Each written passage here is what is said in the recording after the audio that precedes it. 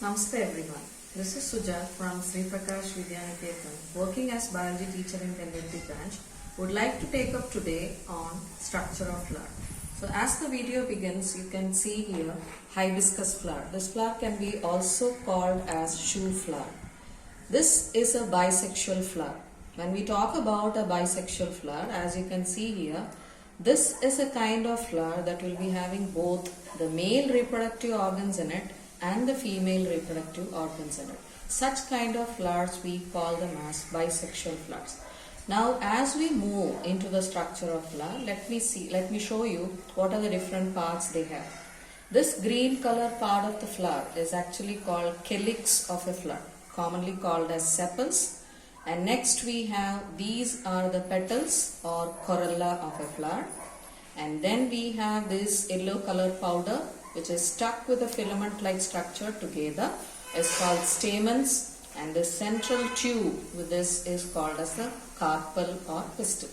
Now we will move on to the details of these structures individually.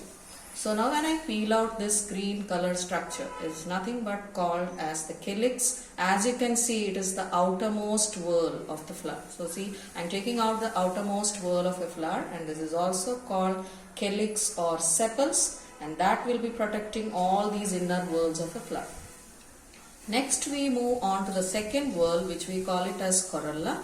As you can look at this is brightly colored, and these petals are brightly colored because they need to attract insects for pollination to happen. So this is called corolla, also called as petals, and this is called calyx, also called as sepals. Now we are moving on to the reproductive parts in a flower. As you can look at this, we have an yellow color dusty powder which is actually called this anther, and the anther is held here with a filament like structures which we call them as filaments. Together, this anther and the filament together is called stamen, and stamen is nothing but the male reproductive part in a flower. So this is the anther, and then we have the filament together, we call it as stamens. Now I am taking out this whole thing there, and now we move on to the female reproductive part in a flower. So when we move on to the female reproductive part in a flower, you can see me peeling it out. So as we peel this out whole thing, we can see in the inner side we have the female reproductive part in a flower, which we call it as carpel. Also it is called as pistil, or it can be even called as gynoecium. So when you look here, you can see I am peeling it out, the outermost layer there. And you need to do this very gently, or sometimes you can have the stigma peeling it out.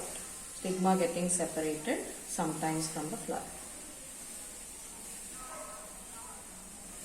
So look here, we got this beautifully there. So as we go on with the dissection of the flower, you can see this tube called as style. This is called stigma, and the swollen bottom part that we have is actually called as ovary. Now we cut open this ovary there. I'll just show you that. So as we cut open this ovary, we have small grain like structures inside, which we call it as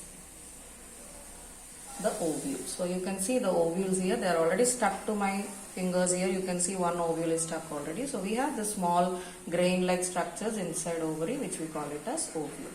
So once again, this is the ovary, the bottom swollen part. This is the style we have, and this is the stigma. So we just have a recap again for the day.